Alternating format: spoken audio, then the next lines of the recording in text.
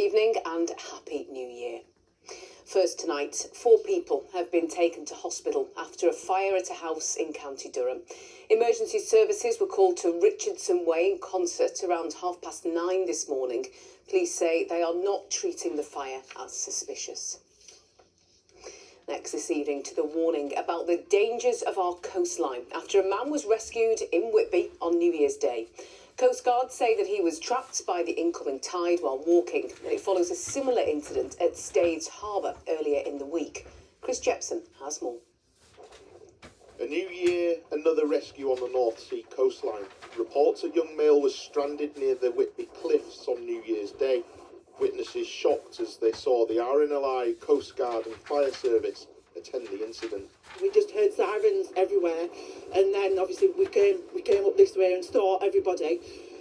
But I'm glad he's safe and sound and back with his family. But yeah, it was a little bit hair raising and quite like I brought it home to my kids. Don't go on the beach when it's like this. Massive response from emergency services, including helicopter as well. But by the time they got here, I think Whitby Coast Guard teams and obviously the assisting ones have managed to get it back up to safety. A fatal disaster averted by the quick actions of the rescue crews. But despite yesterday's cautionary tale, visitors to Whitby today took their chances again. Some choosing to go through the safety chains onto the pier. Others dicing with the waves on the harbour. Even walking the coastal route, a risk. You can see just how bad the conditions are today, and it's not even high tide. And that's exactly why the Coast Guard, with the worst of winter yet to come, issued this safety warning just 2 days ago. People need to check the tide times. The tidal cut-off points may be up to 2 hours before what it says. So if the high tide is 11 o'clock, you may get cut off, for example, around the corner at around 9 o'clock in the morning. Coastal erosion is a big thing, especially with this weather. We have got some cliff falls going on quite often. There's some rocks falling. So just stay away from the base of the cliffs, but also from the top. And if you are walking your dogs, make sure you're on the lead, because we have unfortunately had to recover some dogs this year. With the cold and wet months ahead, everyone is advised to take care on the coast. Chris Jepson, ITV News, Whitby. A deal to build a new £24 million ferry landing in North Shields has been signed. The future of the Shields ferry, which crosses the River Tyne, had been in doubt due to the current landing's condition and the loss of a government grant. The new landing at the Fish Quay will be paid for by Nexus and the North East Mayor, and it's due to open next year.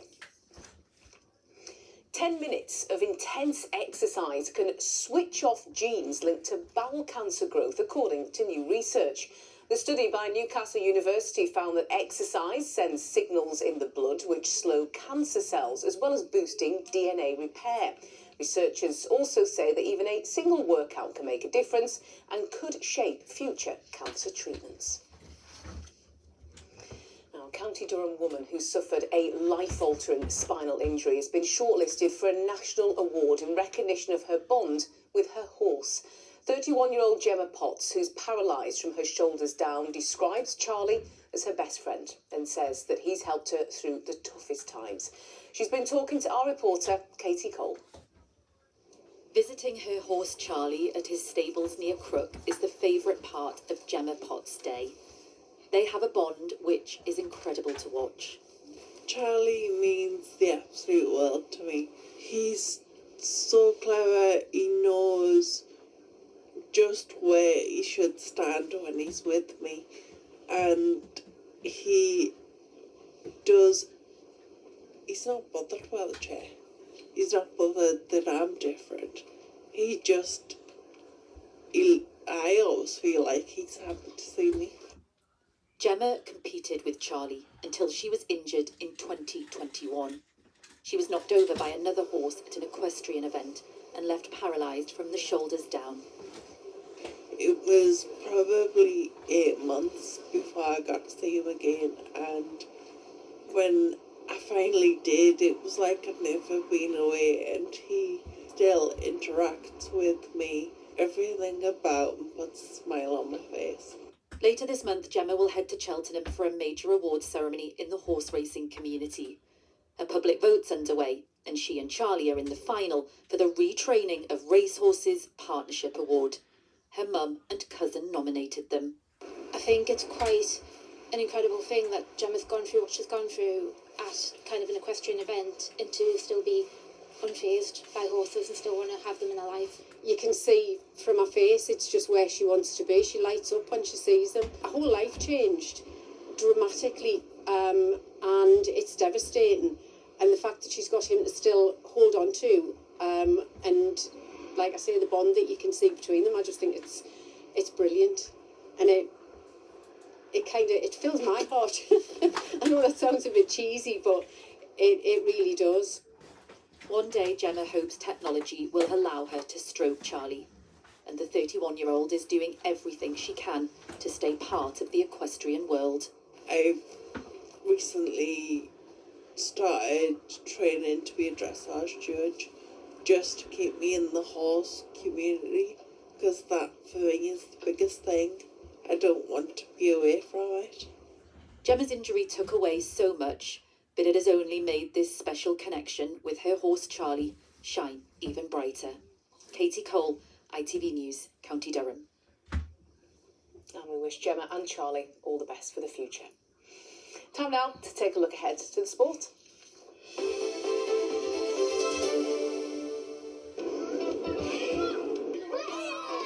Powering local sport in the community, Octopus Energy sponsors ITV Regional Sports Report. So the festive football schedule may be over, but there's no let-up for the region's clubs as they prepare to embark on a pretty relentless January fixture list. We're going to start on Wearside, where Sunderland's unbeaten Premier League home record lives on into the new year after last night's draw with Manchester City. Simon O'Rourke reports. The Stadium of Light has been Sunderland's impregnable Premier League fortress. The Black Cats made it to the end of 2025 without losing a top-flight match on Wearside. The first match of 2026 was always going to put that record to the test, because this was Manchester City, title challengers again and rounding into intimidating form. They arrived here on the back of 8 wins in a row and were denied an early lead by a VAR offside call. In fact, they were denied a lot of things last night by a Sunderland team who absolutely refused to lose this game and their unbeaten home record. They also fashioned a handful of chances to win the game themselves. The Black Cats were superbly disciplined throughout against elite opponents, and the defensive determination to keep the ball out of their net was remarkable.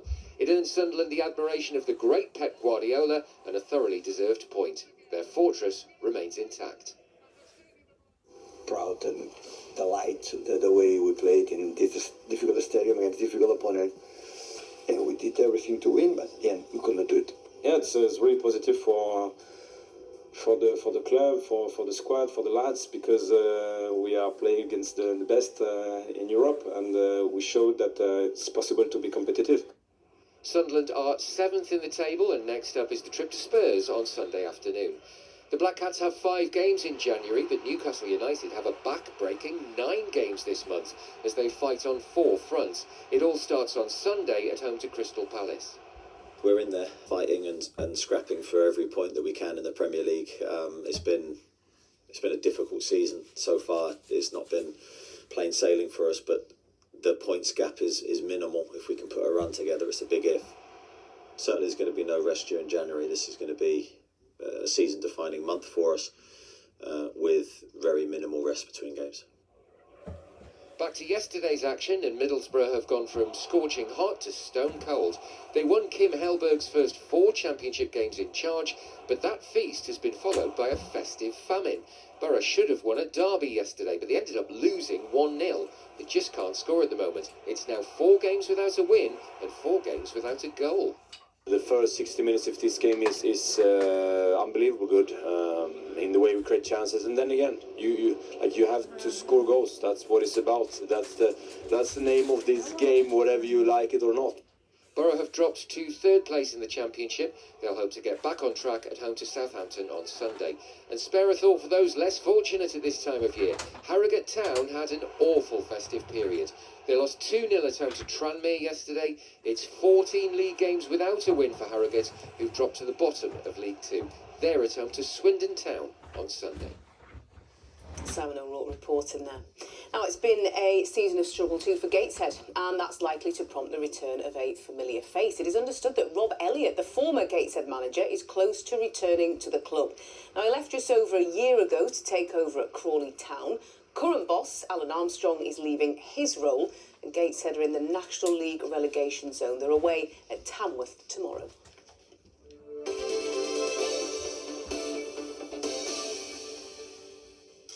Now, they're a pair who've become synonymous with Christmas and pantomime season. But as the new year begins, they say they are already looking ahead. Clive Webb and Danny Adams have thanked fans for their continued support after marking almost 20 years of festive productions at Newcastle's Theatre Royal. They are currently starring in Aladdin, and they say they're already making plans to make 2026 their biggest year yet. Normally get to January and then we'll have a phone call from Michael, who's the producer director, saying, right, what ideas have you got? And we're like, we're still in this one, you know. I feel like Newcastle, they embrace football, the city like football mad, but they embrace the pantomime the same as they embrace football. There's such a presence around the city and the theatre at Christmas. Yeah, you can't beat a good panto, and if you've been to see it, hope you enjoyed it. Now, it's been a bitterly cold day here today. There is a weather warning coming for tomorrow, particularly along coastal areas. Ross is going to have a few more details on that in just a moment. But first, we're going to take a look back at when the weather was a little bit different, because it's been a record-breaking year for our weather. Hello, good evening. Second day of January, second day of 2026, and today we've got the statistics when it comes to the weather for all of 2025, and yes, indeed, it is going down as a record breaker, particular focus on those temperatures. It has now topped the chart. 2025 is now officially the UK's warmest year on record. It means our last 4 years are all in the top 5, and 2025 one of only 2 where the mean annual temperature was above 10 degrees. So very warm indeed across the board. The reds on the map here showing where we saw those above average temperatures. You can see it's the whole of the UK. It also is a record breaker when it comes to sunshine. It's our sunniest year on record, easily beating the previous record held by 2003. When it comes to rainfall, generally a dry year, a particularly dry spring, just some western areas seeing some wetter than average conditions. So it has been drier, sunnier and warmer. As for the forecast, I can promise you drier and sunnier, but certainly not warmer. Let's take a look. An icy start to the day will give way to a series of oohs and ahs. TUI sponsors ITV Tyne Tees Weather. It has been bitterly cold at times today, particularly in those winds coming down from the north, but plenty of sunshine around to compensate.